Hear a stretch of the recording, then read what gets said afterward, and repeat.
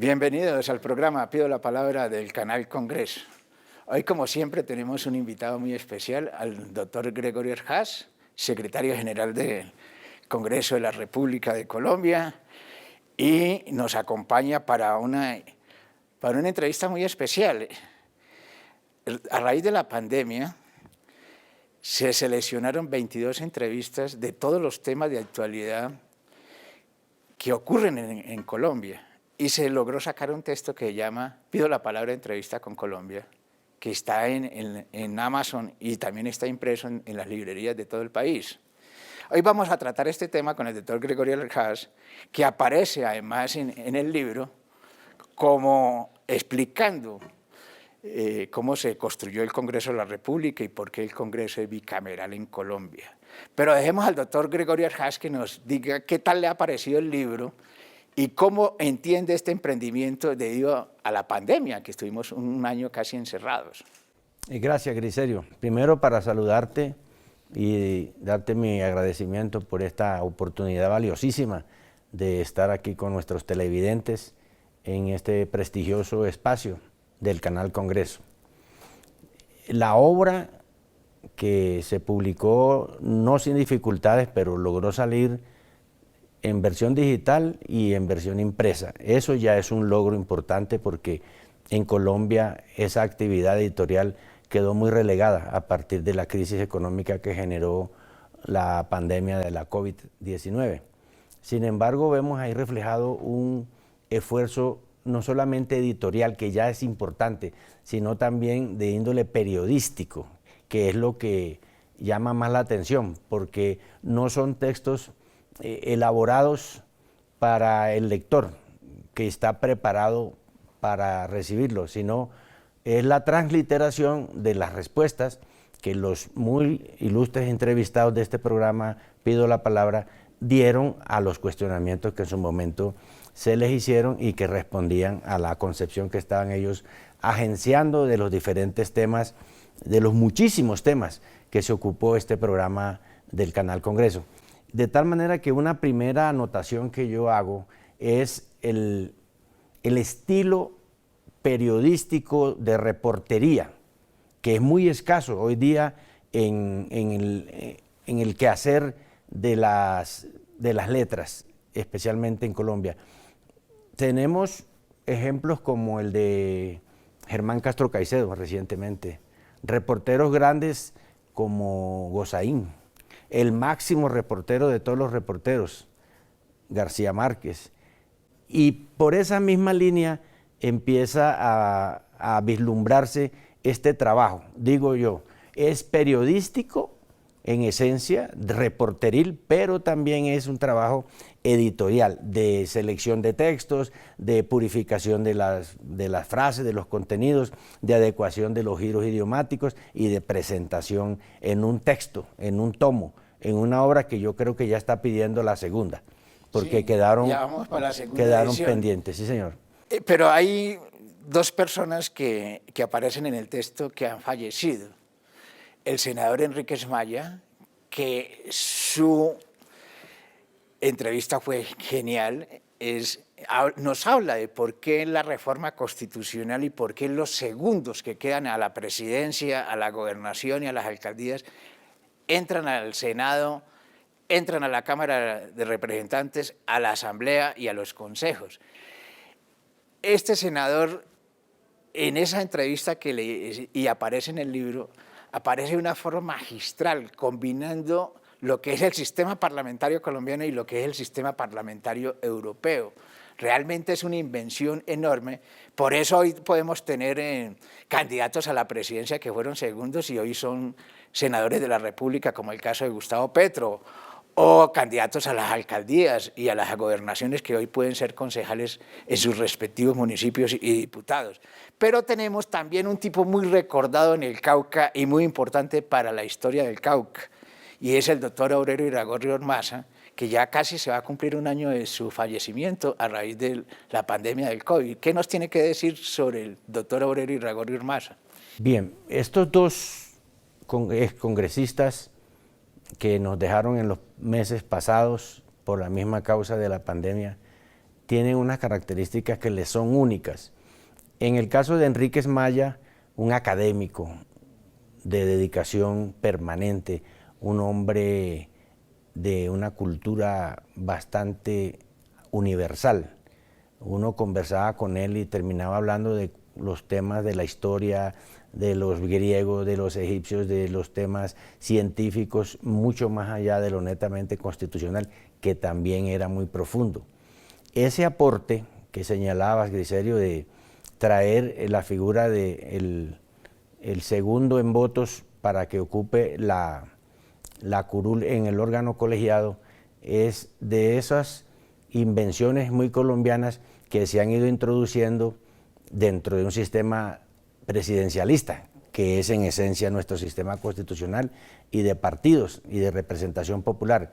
Y entonces allí se van incrustando con una especie de cuerpos extraños, figuras que aquí resultan solucionando problemas que no estaban previstos y que el diseño institucional original de presidencialismo puro no tiene esas fórmulas para resolverlos, como es la representación legítima de quien no alcanzó a llegar y que tiene también la posibilidad de aportar a quien ganó. Esas y otras reformas, fueron 7 las que promovió el senador Eduardo Enríquez Maya. Reformas constitucionales. Sí, sí, constitucionales, todas con éxito, todas muy útiles y todas en aplicación. Por el lado de Iragorri Ormaza, pues además lo digo con afectación personal porque fue mi mentor, con él me hice, con él me formé en política y con él logré una conclusión que creo que siempre fue acertada y seguirá en la historia. Iragorri Ormaza, la decencia en la política. Era un hombre que hacía la política al servicio de la sociedad en general, sin distinguir estratos sociales o socioeconómicos, pero al mismo tiempo se preparaba para el liderazgo y hacía gala de una bonhomía, de un estilo casi que principesco, de unas formas, de unas buenas maneras que lo distinguían entre sus iguales, de tal forma que además su aspecto físico le ayudaba mucho para encarnar ese ideal de dirigente poderoso, como lo fue siempre, de hombre recio, de una voluntad inquebrantable, pero al mismo tiempo de una amabilidad y de un trato con la gente que no se le conocía a los otros dirigentes de la época. De tal forma que en ellos, en Enríquez Maya y en Iragorri Ormaza, se compendian cualidades que no son de ellos solamente y que las podemos encontrar también en otros congresistas de hoy día. Vamos a unos mensajes institucionales, ya regresamos aquí en el programa Pido la Palabra del Canal Congreso.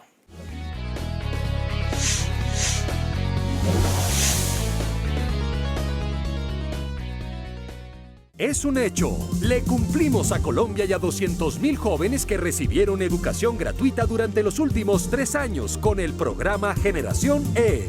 Esto no es solo una cifra, son 200.000 oportunidades para nuestros jóvenes. Gobierno de Colombia. 5 cosas que debemos saber sobre la variante Delta. La OMS la considera una variante de preocupación. Circula en al menos 132 países del mundo que incluyen territorios de América Latina. Es más transmisible en espacios cerrados. De allí la importancia de seguir utilizando tapabocas y continuar las medidas de autocuidado. La vacunación ofrece el mayor grado de protección. La tasa de transmisibilidad de Delta sería entre 50 y 60% mayor a otras variantes.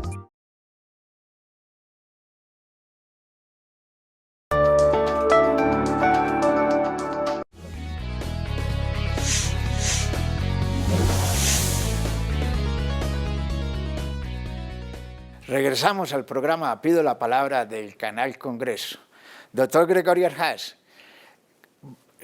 continuamos hablando de estos 2 personajes que fueron muy importantes para la vida institucional del Congreso de la República, además porque estuvieron más de 30 años en el Congreso de la República.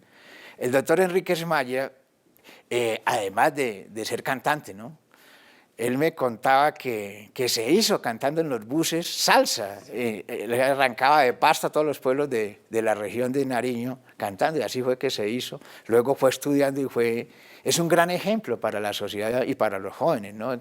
cómo en las grandes dificultades logra ser uno de los grandes juristas y los grandes mentores del constitucionalismo colombiano.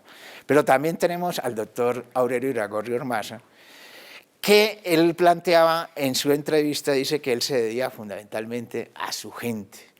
Él velaba fundamentalmente por la gente que era muy leal, mejor dicho, a sus colaboradores. Cuéntenos, Gregorio, cómo es esa situación. Yo pude ver con mis propios ojos. Yo con el doctor Aurelio me caminé el Cauca a pie, tú lo sabes porque a ti te correspondió en alguna época compartir con nosotros la tribuna y disputarnos también el electorado, que no era fácil. Fue una época muy constructiva en el Cauca, de mucho sosiego y de mucho ánimo por reconciliarnos entre nosotros mismos, después de batallas difíciles. El talante social yo creo que lo traía en la genética. Es una actitud de todos ellos, de acercarse a la gente sin distinguir al desprotegido, al clase media, al que tiene medios económicos, al que está desempleado, al que tiene un cargo importante. Eso lo ve hoy, por ejemplo, uno en Aurelio Jr., el hijo mayor del senador Aurelio, porque él también tiene esa forma natural de acercarse con la gente. Uno lo veía en los paros, a Aurelio Jr., lo veía sentado con los indígenas, negociando y levantamiento del paro y comiéndose lo que ellos le ofrecían. Claro, la época cuando los bloqueos no eran urbanos. Y es una actitud natural, pero esa viene de unas convicciones democráticas, de un aprendizaje de que la sociedad no puede dividirse en clases sociales, que el que tiene más hay que ayudar al que tiene menos, que al desvalido no hay que atropellarlo, sino protegerlo, y que el Estado, las instituciones, están llamadas a eso, a buscar el equilibrio entre las diferentes capas de la sociedad y a proteger y dar garantías a quienes no las tienen porque su nivel económico no le permite acceder a determinados bienes y servicios. Esa es la visión que yo tengo y esa familia toda es así.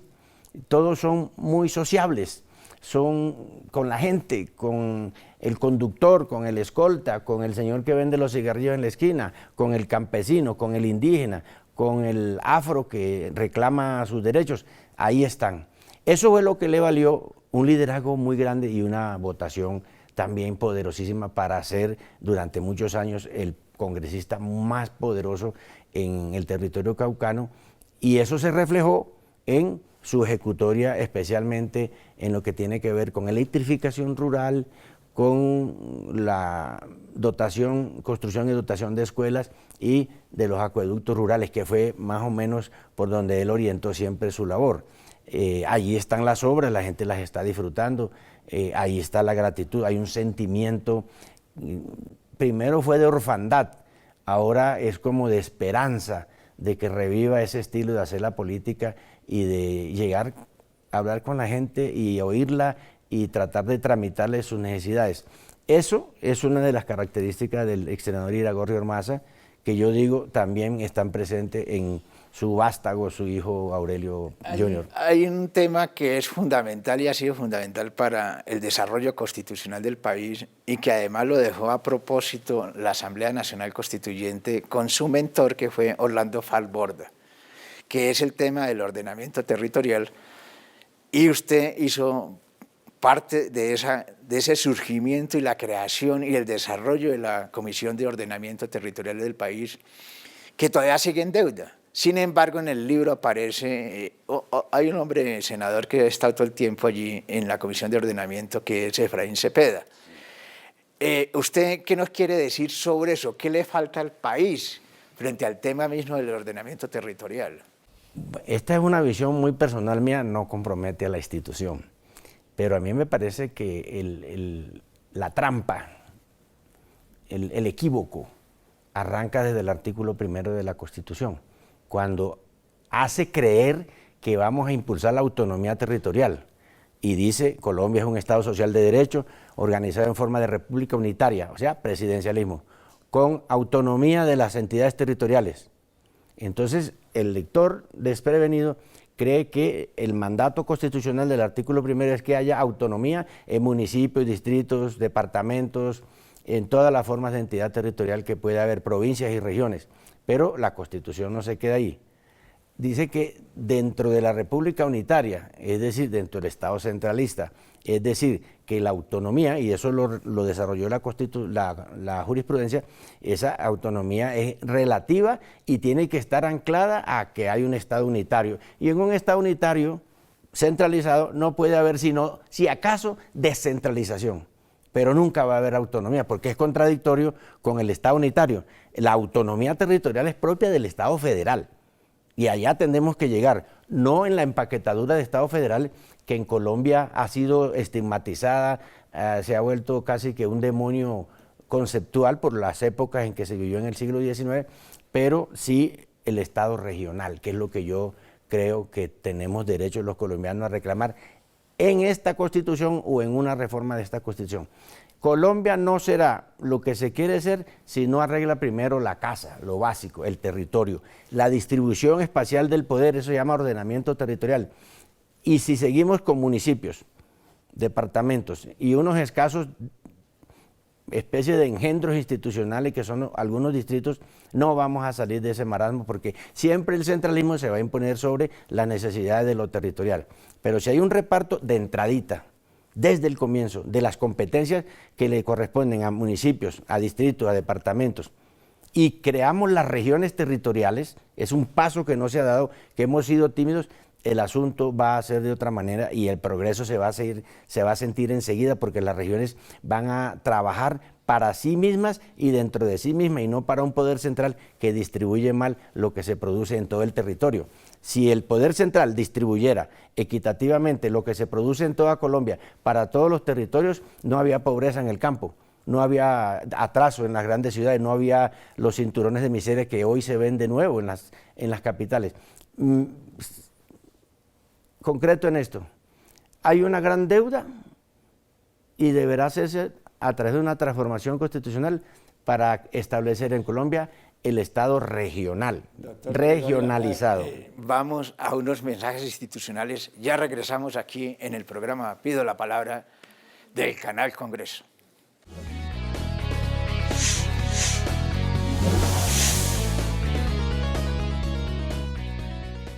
¿Cuál es la mejor vacuna? AstraZeneca. Previene la muerte y la enfermedad grave. Janssen. Previene la muerte y la enfermedad grave. Sinovac. También previene la muerte y enfermedad grave. Pfizer. Previene la muerte y la enfermedad grave. Moderna. Previene la muerte y la enfermedad grave. Todas cumplen el mismo objetivo. Pon el brazo a la que esté disponible. Recupera el ritmo de tu vida. Vacúnate.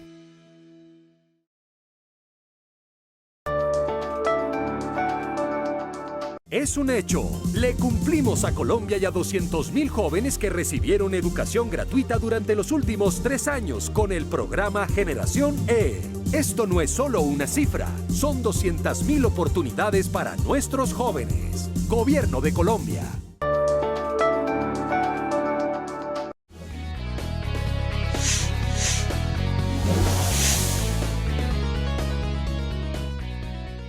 Regresamos al Canal Congreso del programa Pido la Palabra. Doctor Gregorio Ordaz, hay un debate constitucional en Chile y en ese debate constitucional que está habiendo en Chile resulta que el modelo de constitución que están aplicando es el modelo de la constitución colombiana. Y también tienen esta discusión sobre el tema de la descentralización y el ordenamiento territorial. Me parece que es muy importante esta discusión aquí en Colombia porque es la discusión que se está desarrollando en Chile, que son sistemas eminentemente, como ocurre en toda América Latina y el Caribe, son sistemas presidencialistas, y todo lo que se hace ocurre de Bogotá hacia las regiones, y el desarrollo mundial de todos los países que están mejores que nosotros es al revés, de las regiones hacia el centro. ¿Cómo podríamos darle un aporte a esto de la descentralización en Colombia, sabiendo, por ejemplo, de que casi todo el articulado de la Constitución colombiana es municipal? Sí, por una razón histórica, Colombia es municipalista porque Colombia se generó en los territorios. Los grandes departamentos como Antioquia, Boyacá o Cundinamarca, entre ellos suman casi 350 municipios, de los 1.100 y piquito que hay en Colombia. Entonces eso nos da una muestra de que los territorios han aportado con su producción, con su desarrollo, con su esfuerzo, con su trabajo al crecimiento de ciudades, pero no al revés, que las ciudades donde se concentra el capital se desborde también en el campo, porque todo se consume allí. ¿Qué es lo que hay que mirar? Si uno compara países que tienen arreglo federal o regional, como España, como Francia, como Italia, encuentra unos indicadores de progreso mucho mejores que aquellos estados de allá mismo de Europa que tienen organización presidencial, que cada vez es más débil, cada vez va hacia el parlamentarismo, que es una forma más eficiente de manejar las crisis políticas. Nosotros aquí estamos anclados en unos periodos petrificados, son 4 años u 8 años y de ahí no nos podemos salir. En el parlamentarismo se pueden hacer cambios cuando se necesitan. Bien, yo insisto, una salida lógica, viable, posible y que puede dar resultados en el corto plazo es pasar de eso que hemos llamado regiones administrativas de planificación, es decir, otro estanco administrativo sin autonomía, porque no es un territorio, es una figura administrativa, pasar de la RAP a la red, región, entidad territorial. Aún dentro de la actual Constitución, artículo 306 RAP, artículo 307 red.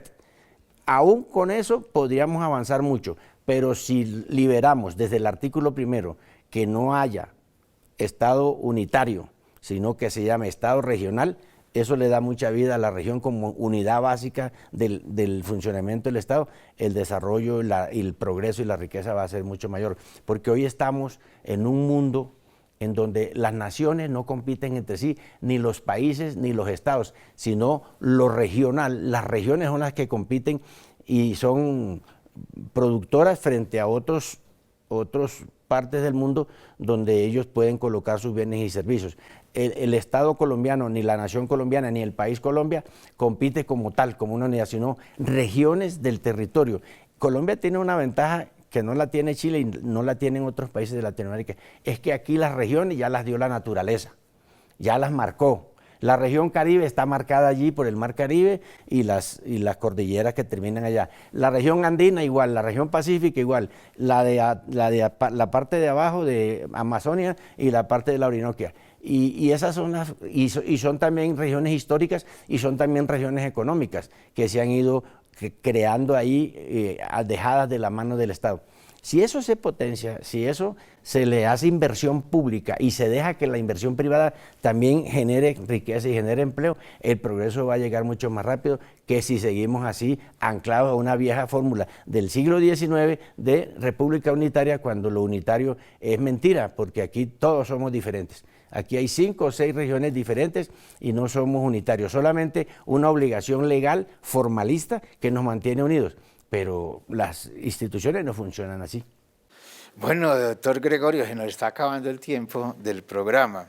Hablemos un poco más del libro, porque este libro realmente, todos los comentarios del libro es que tiene los temas reales de actualidad en Colombia y los temas que tiene que resolver. Además contempla todas las bancadas que hacen presencia en el Congreso de la República, no se escapa ninguno, y tiene sus voceros. Y tiene al gobierno nacional en el tema de la implementación de los acuerdos. En pocos segundos, díganos, doctor Gregorio, ¿qué tal le ha parecido el libro y por qué le recomienda usted su lectura? Es una obra bien lograda, porque es distinto a lo que uno ha visto antes, porque este libro no se hizo pensando en que íbamos a hacer un libro, sino que fue producto de un trabajo previo, periodístico, de entrevistas y de decantación de lo que manifestaron todos los entrevistados, que aquí quedan faltando más de la mitad. Eso es lo que le da calidad, le da fuerza, el trabajo periodístico, digo yo, de reportería, de cronología, y tiene una cosita que no la ha visto mucha gente. Demuestra que en el Congreso los congresistas de cualquier bancada, de cualquier partido, de cualquier región, de cualquier ideología, están sintonizados con los problemas que ocurren en el país.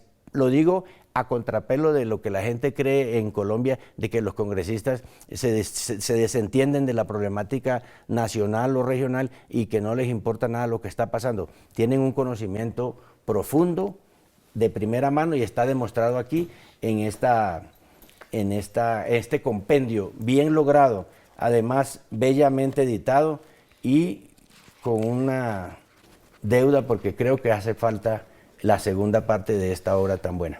Estamos próximos a sacar la segunda edición de esta obra, pero les recomendamos mucho que en la librería nacional y en Amazon, en Internet, la pueden conseguir en todas partes del mundo. Este libro, Pido la Palabra, entrevista con Colombia. Mil gracias, doctor Gregorio. No, a ti, Griserio, y te deseo seguir cosechando éxitos en este programa que ha logrado mucha sintonía y mucho prestigio en Colombia. Mil gracias a todos ustedes por estar aquí sintonizados en el canal Congreso, en el programa Pido la Palabra.